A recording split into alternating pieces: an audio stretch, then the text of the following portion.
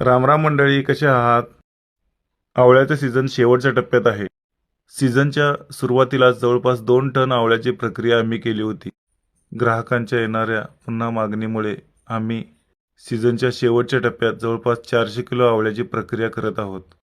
आवळ्यापासून आम्ही शुद्ध विना केमिकल आवळ्याचा रस बनवतो. तसेच आवळा कँडी, आवळा पावडरही बनवतो. यासोबतच यावेळी पारंपरिक आयुर्वेदिक आवळा च्यवनप्राशही बनवणार आहोत.